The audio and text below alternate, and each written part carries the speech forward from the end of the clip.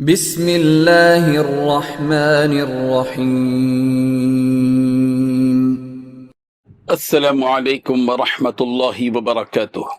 ان الحمد للہ نحمده ونستعینه ونستغفره ونستهدیه والصلاة والسلام على سید المرسلین محمد وآلہ وصحبہ اجمعین، اما بعد۔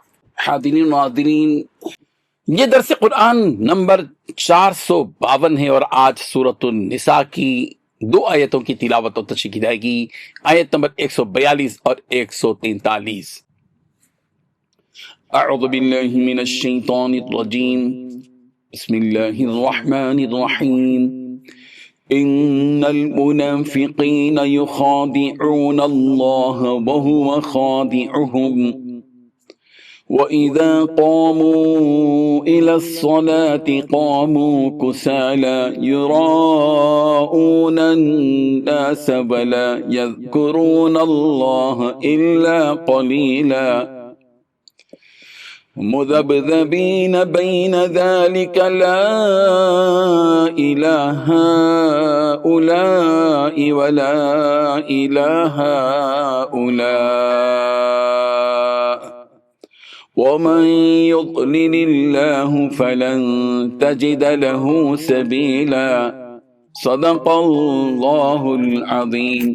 لفظی ترجمہ یوں ہیں، ان المنافقین، بلا شبہ منافق، یخادعون اللہ، اللہ کو فریب دیتے ہیں، وَهُوَ خَادِعُهُمْ، اور وہ بھی ان کو فریب دینے والا ہے، وَإِذَا قَامُوا إِلَى الصَّلَاةِ، اور جب وہ کھڑے ہوتے ہیں نماز کے لیے، قاموا کسالى، تو کھڑے ہوتے ہیں کاہلی سے، یراؤون الناس، دکھلاتے ہیں لوگوں کو، ولا یذکرون اللہ، اور وہ یاد نہیں کرتے اللہ کو، الا قلیلا، مگر بہت تھوڑا، مذبذبین، متردد ہیں، بین ذالک، اس کفر و ایمان کے درمیان، لا الہ الا، نہ ان کی طرف، ولا الہ الا، اور نہ ان کی طرف، وَمَن يُضْلِلِ اللَّهُ، اور جس کو گمراہ کر دے اللہ، فَلَن تَجِدَ لَهُ، تو ہرگز آپ نہیں پائیں گے اس کے لیے سبیلا، کوئی راہ۔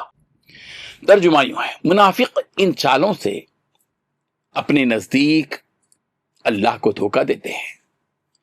یہ اس کو کیا دھوکہ دیں گے؟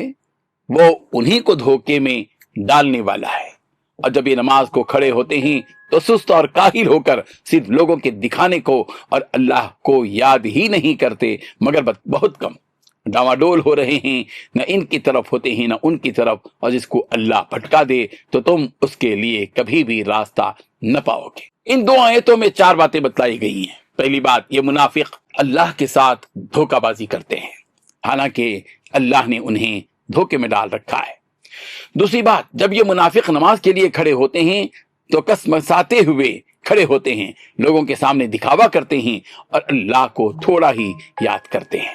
تیسری بات، یہ منافق کفر اور ایمان کے درمیان ڈاواڈول ہیں، نہ پورے طور پر ان مسلمانوں کی طرف ہیں نہ ان کافروں کی طرف۔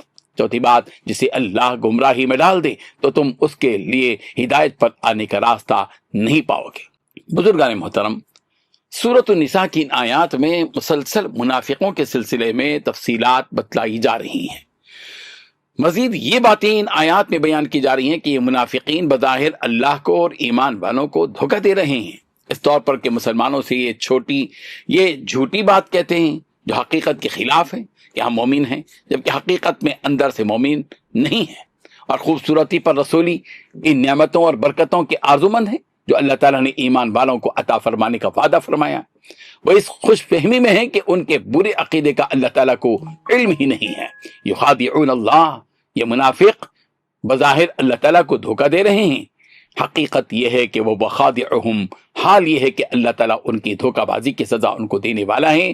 ان منافقوں کے نفاق کا یہ عالم ہے کہ جب یہ نماز کے لیے کھڑے ہوتے ہیں تو انتہائی سستی کے ساتھ کھڑے ہوتے ہیں، گویا کوئی انہیں پیچھے سے دھکے دے رہا ہو، وہ نماز کے لیے اس قدر کاہلی کے ساتھ اٹھ کھڑے ہوتے ہیں کہ ان کا دل اس نماز کی طرف گویا مائل ہی نہیں ہے۔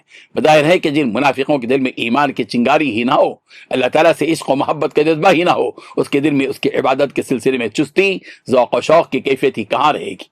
ایک تو یہ منافق نماز کے لیے سستی اور کاہلی کے ساتھ کھڑے ہوتے ہیں، اور اگر نماز پڑھتے بھی ہیں تو اللہ کی رضا حاصل کرنے کے لیے نماز نہیں پڑھتے، بلکہ لوگوں کو دکھانے کے لیے نماز پڑھتے ہیں، ریاکاری کرتے ہیں، اللہ تعالیٰ کی یاد بھی کرتے نہیں، یہ کرتے ہیں تو یوں ہی تھوڑا سا یاد کرتے ہیں۔ دل جمعی اور یکسوئی سے ایمان والوں کی طرح بکثرت ذکر بالکل نہیں کرتے۔ یہ منافق نماز نہیں پڑھتے بلکہ نماز کی صورت بنا لیتے ہیں تاکہ لوگوں میں یہ پیغام پہنچ جائے کہ یہ نمازی ہیں، گویا یہ منافق صرف اٹھ بیٹھ کرتے ہیں۔